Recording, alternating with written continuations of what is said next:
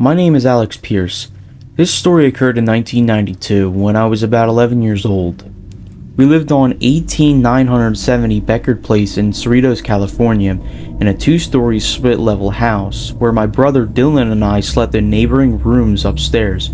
My brother was known for his wild imagination, would constantly make up stories, but he was actually asleep when this particular incident occurred.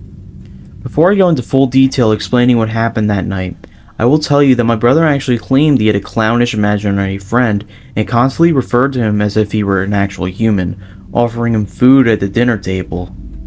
I usually thought of it as a mere childish gesture, and my mother and I would just watch and contentedly play along.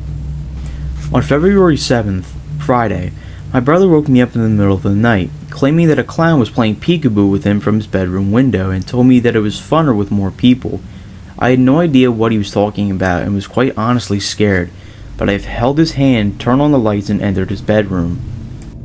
"Look!" he exclaimed, pointing at the window. "It's the clown!" He just stood there, pointing, laughing, but I was completely dumbfounded. No one was at the window, and even when he claimed the clown was speaking, I couldn't hear anything. I assumed he was merely sleep-talking and motioned him back into bed, assuring him that there was no one there. Little more than a half an hour later, he entered my room again and stood at the door motionless.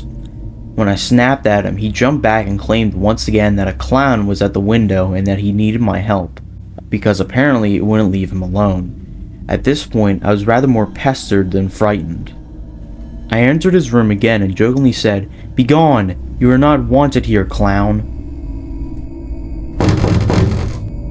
Suddenly, however, there was a loud banging at the window, which subsequently spooked my brother. The two of us hurried down the staircase as the banging continued. Our panicked voices abruptly woke my mother, who sat up in bed when the two of us entered her bedroom doorway. "What's wrong?" she asked nervously. We both tried to explain the incident, but we were breathless and too frightened to speak coherently. Instead, we dragged her across the room and demanded she come upstairs with us. By then, however, the banging had already ended. We both explained what had happened at this point, and she gave us a worried expression. She explained to us that when she was about our age, her older sisters played a prank on her by hauling her down into the basement. When she had relieved herself of panic and slumped down onto the floor, a clown suddenly appeared, peeking in on her from a side window and began murmuring softly. Shivers went through me as she told us her encounter, and, to be honest, this was the first time I had ever experienced such hopeless fear.